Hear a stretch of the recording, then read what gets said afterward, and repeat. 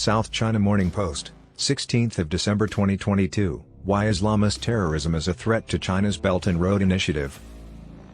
China has been using the BRI to debt trap emerging countries and to commit outright genocide on the Muslim Uighur population. Terrorists attacked a Chinese-owned hotel in Kabul that was popular with Chinese nationals and other foreigners on December 12, just one day after Chinese Ambassador Wang Yi met with Afghan Deputy Foreign Minister Sher Mohammad Abbas Stanixai to ask him to improve the security of the Chinese embassy. Islamic State later claimed responsibility for the attack, saying the attackers were from its affiliate, Khorasan, ISIS-K. Transnational jihadist danger to China has developed along with global geopolitics from the age of the War on Terror to the US-China rivalry. It appears that China is the target of jihadist discourse, particularly from ISIS and al-Shabab.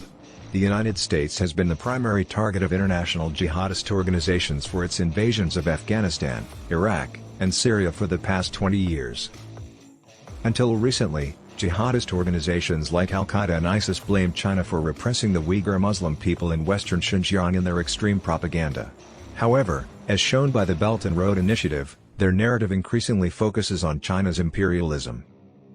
As jihadists change their rhetorical focus from China's mistreatment of the Uyghur population to its rising economic impact, the development of global jihadism in the era of US-China rivalry is relieved.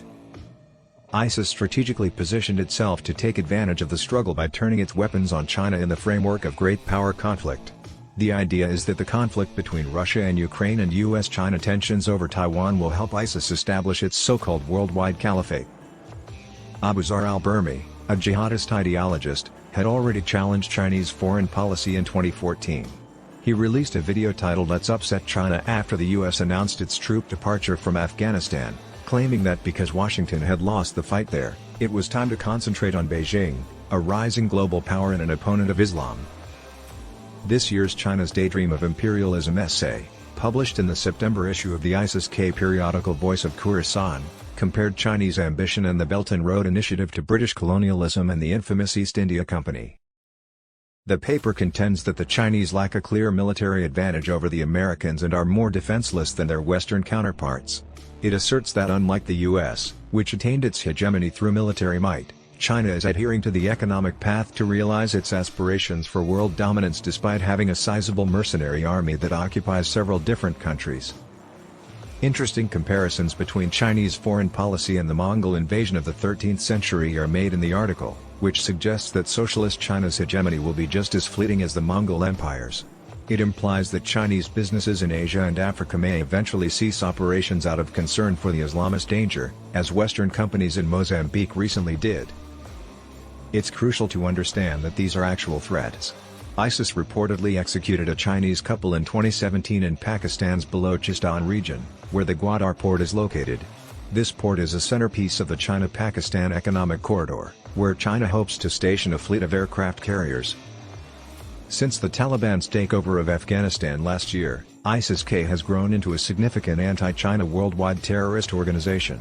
ISIS-K has stepped into the void left by the Taliban's deep quiet on the Uyghur problem, developing links with Beijing and al-Qaeda regarding Taliban-Beijing relations. ISIS-K aims to delegitimize the de facto government in Afghanistan by denouncing China's repression of the Uyghurs in Xinjiang and the Taliban's developing ties to Beijing. It is important to note that Beijing has been cultivating contacts with the Taliban through covert means since 2014 when most of the NATO forces were leaving Afghanistan. Throughout the US campaign in Afghanistan, NE has supported the Taliban and supplied them with weapons.